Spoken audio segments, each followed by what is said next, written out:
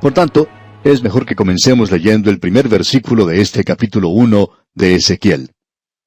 Aconteció en el año 30, en el mes cuarto, a los 5 días del mes, que estando yo en medio de los cautivos junto al río Quebar, los cielos se abrieron y vi visiones de Dios. Usted entonces debe recordar que esta es una visión, y una visión de Dios, pero usted no ve a Dios. Necesitamos hacer esa distinción aquí porque es algo muy importante. Al comienzo se menciona esto del año 30, lo cual indicaría que este hombre tenía unos 30 años de edad, y hay muchos eruditos que creen que esto está más relacionado a un calendario un poco diferente al calendario que tenemos hoy. No vamos a entrar en detalle en cuanto a esto porque se hace demasiado complicado y no creemos que sea algo esencial hoy. Los eruditos pueden pasar mucho tiempo hablando sobre este tema y eso está bien. Así es que vamos a dejar que ellos pasen su tiempo en esto, pero nosotros no lo vamos a hacer. Continuamos entonces con el versículo 2, donde leemos: En el 5º año de la deportación del rey Joaquín, a los 5 días del mes, podemos apreciar que aún no ha llegado el tiempo de la destrucción de Jerusalén, lo cual tuvo lugar durante el reino de Sedequías. Es importante que notemos eso. Ezequiel dijo en el versículo 3, Vino palabra de Jehová al sacerdote Ezequiel. Usted se da cuenta que él pertenecía a la tribu de Leví y aparentemente a la tribu sacerdotal. Probablemente, por lo menos, a los hijos de Coat. Ahora se nos dice aquí en el versículo 3 que Ezequiel era hijo de Buzi. Leemos entonces en el versículo 3, Vino palabra de Jehová al sacerdote Ezequiel, hijo de Buzi, en la tierra de los caldeos, junto al río Quebar, vino allí sobre él la mano de Jehová. De paso digamos que Quebar era un canal principal que partía del río Éufrates, que regaba toda esa zona. Aparentemente esta gente fue colocada en ese lugar para labrar la tierra. Este lugar estaba alejado unos cuantos kilómetros de la ciudad de Babilonia, y diríamos que probablemente esa es la razón por la cual Daniel y este hombre Ezequiel nunca se encontraron. Nunca quizás se reunieron a comer juntos. Puede ser que Daniel hubiera visitado ese lugar. No creemos que a Ezequiel se le hubiera permitido visitar a Daniel. Ahora notemos lo que dice en el versículo 4. Y miré, y he aquí venía del norte un viento tempestuoso. Hay muchas personas que hablan mucho en cuanto al norte, y que allí hay un lugar vacío en esa zona y cosas por el estilo. Sin embargo, eso no es cierto, porque hoy con esos grandes telescopios electrónicos radiales, se puede apreciar que existen estrellas en esa zona. Pero esta gente pensaba que esa era la dirección por la cual uno podía ir hasta la presencia de Dios. Así pensaban. Bien, nuestro punto de vista es en realidad un poco más nebuloso que eso. En lugar de mirar hacia el norte, nosotros miramos hacia arriba, y pensamos que allí está el cielo. Bueno, eso está bien para nosotros, criaturas terrestres, que miramos las cosas de esa manera. Pero no creemos que podamos sacar mucho de eso, como lo que han tratado de hacer muchas personas. Leamos de nuevo lo que Ezequiel dice aquí en este versículo 4, en la primera parte. Y miré, y he aquí venía del norte un viento tempestuoso. Diríamos que la interpretación de esto es la demostración de un gran movimiento proveniente del trono de Dios. Veamos lo que dice aquí el versículo 4 ahora en su totalidad. Y miré, y he aquí venía del norte un viento tempestuoso y una gran nube, con un fuego envolvente, y alrededor de él un resplandor, y en medio del fuego algo que parecía como bronce refulgente. Aquí tenemos una descripción y tenemos una luz que es como fuego refulgente. No tenemos tiempo para entrar en detalles en cuanto a esto hoy, pero creemos que este es un buen lugar para detenernos, porque en nuestro próximo programa, Dios mediante, vamos a mirar ciertos aspectos externos de esta visión, y hay algunas cosas que son muy impresionantes y que nos dicen mucho en cuanto a Dios. Veremos esto, como acabamos de decir, en nuestro próximo programa. Y bien, amigo oyente, nos detenemos aquí en este estudio del libro del profeta Ezequiel. Le sugerimos leer el resto de este capítulo 1 de Ezequiel para estar mejor informado de lo que consideraremos en nuestro próximo programa. Que las incontables misericordias del Señor sean con usted, ahora y siempre. En este día, amigo oyente, llegamos a una de las grandes visiones que se mencionan en la palabra de Dios, y la tenemos aquí en el libro de Ezequiel. Tenemos aquí lo que quizá pueda ser clave para todas las visiones que se mencionan en la totalidad de la palabra de Dios. Para decir verdad, nos sentimos abrumados al contemplar lo que se menciona aquí. Como dijimos en nuestro programa anterior, cuando citamos las palabras de Calvino, él había dicho que la visión no era clara para él, que era más bien oscura. Y nos agrada que él haya dicho eso porque nos ayuda a nosotros a decir la misma cosa. Al contemplar esto desde la orilla, digamos, reconocemos que hay muchas cosas que no comprendemos. Cuando alguna persona dice que estas ruedas dentro de las ruedas indican que es una referencia al avión, pensamos que esto le resta importancia a la palabra de Dios y que trae descrédito a la profecía. Por supuesto que con la llegada del avión a reacción, este asunto de las hélices quedó de lado. Y nos agrada ver que el Señor hubiera permitido que el hombre produjera el avión a reacción para que la gente no se apartara por la tangente en este asunto. Vamos a continuar hoy con nuestro estudio partiendo desde el versículo 4 del capítulo 1. Esta fue la visión que tuvo Ezequiel y es la clave para todo el resto de este libro de Ezequiel en lo que concierne a este profeta. Y como ya hemos dicho, también uno puede encontrar esto a través del resto de las Escrituras. Por ejemplo, hay muchas personas que piensan que el libro de Apocalipsis se basa en el libro de Daniel. Y por supuesto, eso se menciona allí. Otros opinan que tiene su base en el discurso de nuestro Señor en el Monte de las Olivas. Eso también es cierto. Pero primordialmente descansa en el Apocalipsis que se menciona en el libro de Ezequiel. Y aquí tenemos esta primera visión, y uno puede apreciar la similitud que existe entre esta y las visiones de los capítulos 4 y 5 del libro de Apocalipsis. Veamos pues lo que dice aquí el versículo 4 de este capítulo 1 de Ezequiel. Y miré, y he aquí venía del norte un viento tempestuoso, y una gran nube con un fuego envolvente, y alrededor de él un resplandor, y en medio del fuego algo que parecía como bronce refulgente. Aquí tenemos algo que creemos es de suma importancia que veamos. Vamos a tratar con este asunto más detalladamente. Aquí se nos dice, he aquí venía del norte. Como dijimos en nuestro programa anterior, hay personas que opinan que existe un gran vacío en el espacio en el norte, y que esto lleva directamente al trono de Dios, como si fuera una gran autopista. Y creemos que es mejor que usted se olvide de eso. El norte, debemos decir, señala hacia el trono de Dios. Por ejemplo, tenemos eso allá en el libro de Isaías, capítulo 14, versículo 13. Allí se dice, hablando de la caída de Satanás, cuando él era el lucero de la mañana, dice allá en Isaías, tú que decías en tu corazón, subiré al cielo, en lo alto, junto a las estrellas de Dios levantaré mi trono, y en el monte del testimonio me sentaré a los lados del norte. Creemos que en lugar de señalar hacia el polo norte, si uno mira hacia arriba, creemos que eso es lo que se indica aquí. Dios se encuentra en el trono en lo alto, y no creemos que se pueda utilizar una dirección en cuanto a eso, pero después de todo, ¿cómo puede llegar uno a comprenderlo? Lo que creemos que tiene valor para nosotros es lo que se dice, levantad vuestra cabeza, vuestra redención está cerca. Así es que tenemos que mirar hacia arriba, y esa es la dirección en la cual se encuentra el trono de Dios para usted y para mí, amigo oyente. Notemos también que hay otras escrituras que tratan de este tema, y una de ellas es el Salmo 75, en los versículos 6 y 7. Es algo bastante interesante de notar eso. Leamos lo que dicen los versículos 5 y 6 del Salmo 75.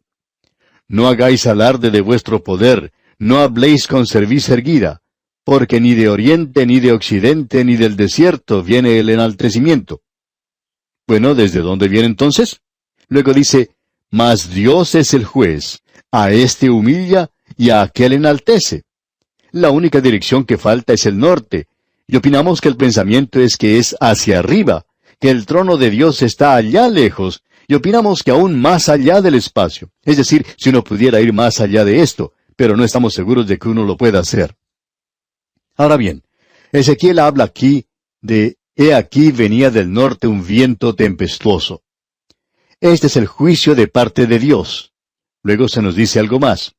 Y una gran nube con un fuego envolvente, y alrededor de él un resplandor, y en medio del fuego algo que parecía como bronce refulgente. Eso es lo primero que podemos observar. Una luz que relampaguea está revelando algo y que también lo está ocultando, oscureciendo, pero aún así mostrando lo que se puede ver. Es más brillante que el sol. Creemos que la luz que se puede observar dentro de una bomba atómica podría ser una buena comparación. Es algo incandescente, como un relámpago. La Biblia nos dice que Dios es un fuego consumidor y que Dios es luz. Usted recuerda lo que el apóstol Pablo dijo: de repente me rodeó mucha luz del cielo. Y esto nos habla de la inaccesible presencia de Dios. En relación con esto, vemos lo que nos dicen los versículos 13 y 14 de este mismo capítulo 1 de Ezequiel. Leamos pues los versículos 13 y 14. Cuanto a la semejanza de los seres vivientes, su aspecto era como de carbones de fuego encendidos, como visión de hachones encendidos que andaba entre los seres vivientes. Y el fuego resplandecía, y del fuego salían relámpagos. Y los seres vivientes corrían y volvían a semejanza de relámpagos. Así es que tenemos aquí esta tremenda visión. Es lo que se nos dice que Dios es luz. Y esta visión es en realidad de la gloria de Dios que sale de la persona de Dios. Usted recuerda que el Señor Jesucristo dijo: yo soy la luz del mundo. ¿Qué es lo que nos revela esto? Esto nos revela la santidad y la justicia de Dios. Si andamos en luz, como Él está en luz, tenemos comunión unos con otros, y la sangre de Jesucristo su Hijo nos limpia de todo pecado. Nosotros llegaríamos a ser quemados, completamente abrazados por la santidad de Dios, si no hubiésemos sido redimidos por la sangre de Cristo y cubiertos con la justicia de Cristo. Llegamos ahora a algo que pensamos es bastante interesante. Deberíamos probablemente mencionarlo aquí en conexión con la luz. Y es lo siguiente, y quisiéramos enfatizar esto, que Dios no se expone aquí. Él es representado, dibujado, por así decirlo. Y aún uno puede decir que ningún hombre ha visto a Dios jamás. Moisés le dijo a Dios: muéstrame tu gloria. Y Dios le ocultó a él en la hendidura de la roca, y Moisés solo vio la gloria de Dios. Él no lo vio a él.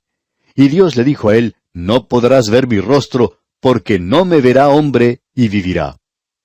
Al hombre se le ha prohibido hoy hacer algo a imagen de Dios. Nosotros no sabemos cuál era su parecer. Ni siquiera sabemos cómo era el Señor Jesucristo, quien se hizo hombre. Existe en el corazón humano un deseo de ver a Dios. Y creemos que cada ídolo es testigo de este deseo. Es algo que ha sido pervertido y es profano, pero los hombres quieren ver a Dios. Y hoy los cuadros de Jesucristo que usted encuentra, esos son cuadros nada más paganos y sin valor alguno. Pero usted recuerda lo que Felipe le dijo al Señor. Le dijo: Señor, muéstranos al Padre y nos basta. Así es que, lo que tenemos aquí es una profecía de la encarnación. Veamos entonces los versículos 5 al 8 y también el versículo 10, que dicen: y en medio de ella la figura de 4 seres vivientes. Y esta era su apariencia. Había en ellos semejanza de hombre. Cada uno tenía 4 caras y 4 alas. Y los pies de ellos eran derechos, y la planta de sus pies como planta de pie de becerro, y centelleaban a manera de bronce muy bruñido. Debajo de sus alas, a sus 4 lados, tenían manos de hombre, y sus caras y sus alas por los 4 lados. Y el aspecto de sus caras era cara de hombre, y cara de león al lado derecho de los 4, y cara de buey a la izquierda en los 4, asimismo había en los 4 cara de águila. Y luego leemos lo que dice el versículo 26. Y sobre la expansión que había sobre sus cabezas se veía la figura de un trono que parecía de piedra de zafiro, y sobre la figura del trono había una semejanza que parecía de hombre sentado sobre él. Esto nos habla de la encarnación del Señor Jesucristo, de que Dios se hizo hombre, y aquel Verbo fue hecho carne y habitó entre nosotros. Y se nos dice lo hermoso que era, y el libro de Isaías en el capítulo 52, versículo 7 dice: cuán hermosos son sobre los montes los pies del que trae alegres nuevas, del que anuncia la paz, del que trae nuevas del bien, del que publica salvación, del que dice a Sión: tu Dios reina. Él vino a esta tierra como un hombre, anduvo por esos caminos polvorientos de Palestina, y por último, clavos horadaron sus pies. Aquí se nos dice que una de las caras era cara de buey, Esto nos habla del Evangelio de Marcos. Allí uno puede apreciar el carácter de siervo de nuestro Señor Jesucristo. Él vino como tal. Dice, porque el Hijo del Hombre no vino para ser servido, sino para servir y para dar su vida en rescate por muchos. Y existen otros aspectos de esta visión, los cuales vamos a considerar seguidamente. Aquí tenemos la gloria de Dios. Su presencia está aquí, pero a Él no le podemos ver. Y nuevamente debemos decir que ningún hombre ha visto jamás a Dios. Ruskin expresó esto de la siguiente manera. Una de las cosas más grandes que puede hacer el alma humana en este mundo es el ver algo y decir qué fue lo que vio en un lenguaje común. Bueno, Ezequiel vio mucho más que lo que vio Moisés. Él vio mucho más que lo que vio David y también de lo que Daniel pudo ver, más de lo que Isaías vio.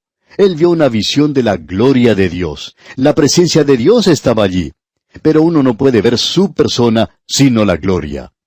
Amigo oyente, cuando el Señor Jesucristo vino a esta tierra y tomó en sí mismo la forma de hombre, la gloria no estaba allí. Pero ahora estamos mirando a un hombre. Y como ya hemos dicho, en el corazón humano existe ese deseo de ver a Dios. Ahora, siguiendo adelante, tenemos esta visión de los querubines. 4 seres vivientes. Ellos se encontraban en el jardín del Edén. Cuidaban del camino al árbol de la vida. Y esto no quiere decir que ellos estaban bloqueando el camino para el hombre hacia Dios, sino que estaban manteniendo el camino abierto. ¿Qué fue lo que vieron Adán y Eva cuando miraron hacia atrás al salir del Edén? Bueno, les vamos a decir lo que ellos vieron. Vieron a un animal que había sido sacrificado. Ellos estaban usando la piel del animal, y pudieron ver al querubín protegiendo esto, manteniendo el camino abierto hacia Dios. Porque, amigo oyente, es la sangre la que permite la expiación del pecado del hombre. Y luego también podemos ver esto sobre el propiciatorio. Cuando Moisés hizo el propiciatorio, allí estaba el querubín, y los querubines miraban la sangre, lo mismo que Adán y Eva habían visto. Y ese es el único camino por el cual el hombre puede acercarse a Dios. El Señor Jesucristo mismo dijo, «Nadie viene al Padre sino por mí». Podemos notar aquí aún otra cosa más. Y simplemente estamos destacando las diferentes cosas que se mencionan aquí. Tenemos unas ruedas. Leamos los versículos 15 y 16 de este capítulo 1 de Ezequiel. Mientras yo miraba a los seres vivientes, he aquí una rueda sobre la tierra junto a los seres vivientes a los 4 lados. El aspecto de las ruedas y su obra era semejante al color del crisólito. Y las 4 tenían una misma semejanza. Su apariencia y su obra eran como rueda en medio de rueda. ¿Qué es lo que tenemos aquí? Esto no es una profecía de la era mecánica en la cual nos toca vivir o del invento de la rueda. Estamos seguros que el hombre en el principio derribó un árbol y cortó parte del tronco de ese árbol y descubrió que tenía algo como una carretilla.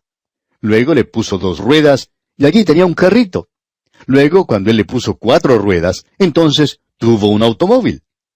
Bueno, si así es como terminan las cosas, entonces debemos decir que esa es una forma necia, tonta de ver las cosas. Lo que tenemos aquí son estas ruedas, y podemos leer el versículo 20 en relación a esto, de este mismo capítulo 1 de Ezequiel. El versículo 20 dice, «Hacia donde el Espíritu les movía que anduviesen, andaban. Hacia donde les movía el Espíritu que anduviesen, las ruedas también se levantaban tras ellos, porque el Espíritu de los seres vivientes estaba en las ruedas». Ahora, ¿qué es lo que quiere decir esto?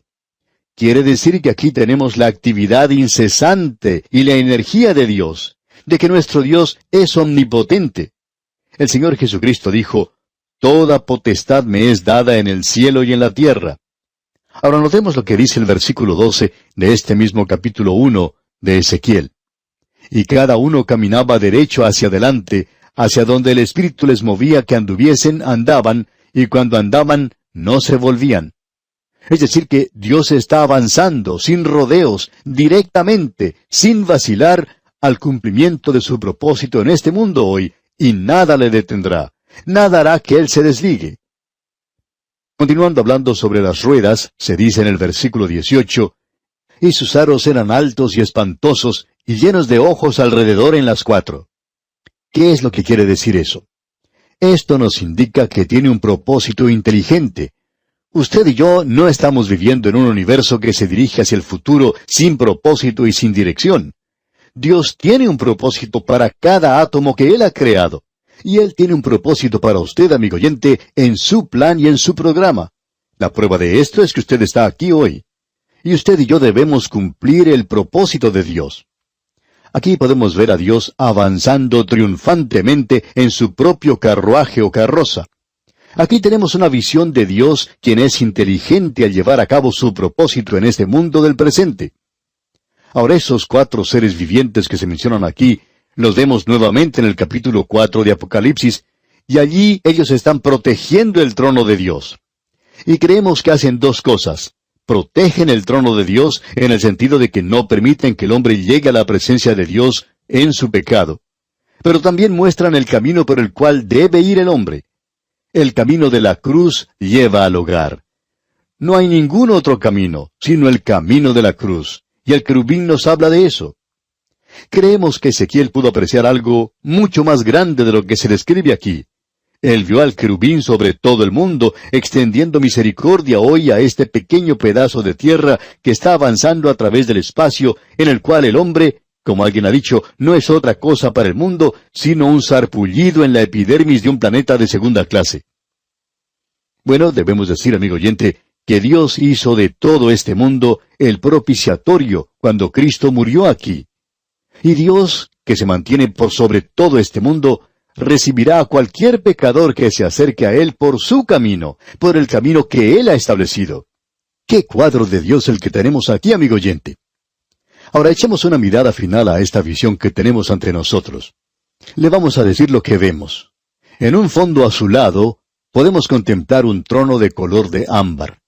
Un trono incrustado de zafiros que reflejan la luz como diamantes, con los colores del arco iris. Y la luz enceguece y oscurece, relampaguea, y ese trono está lleno de energía como un cohete listo para partir.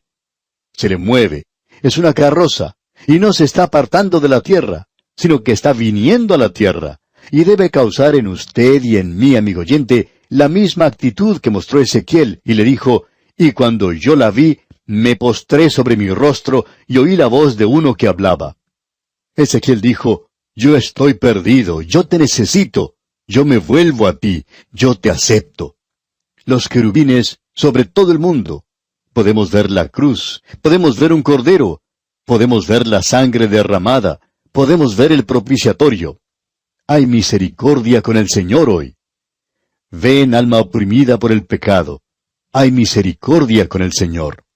Y el apóstol Pablo dice en su epístola a los Romanos capítulo 9, versículo 15, pues a Moisés dice, tendré misericordia del que yo tenga misericordia, y me compadeceré del que yo me compadezca. Ese es nuestro Dios hoy, si usted viene a Él. Y el alma que pecare, esa morirá. Y Dios está diciendo, ¿por qué han de morir? No solo está diciendo, oh casa de Israel, sino que Él se está dirigiendo a un mundo perdido, invitándole a venir. ¡Qué cuadro el que tenemos aquí de un Dios santo! Y debemos volver a repetir que estamos parados nada más que en la periferia de todo esto, agradecidos de que estamos ocultos en la hendidura de la roca, y algún día vamos a mirar cara a cara al Salvador. No sabemos cuál es su parecido, pero esperamos poder contemplarle. Y aquí nos detenemos por hoy. Dios mediante, en el próximo programa, iniciaremos el estudio del capítulo 2 del profeta Ezequiel, y le recomendamos leer todo este capítulo para estar así mejor informado de su contenido. Que el Señor le bendiga en gran manera, es nuestra ferviente oración.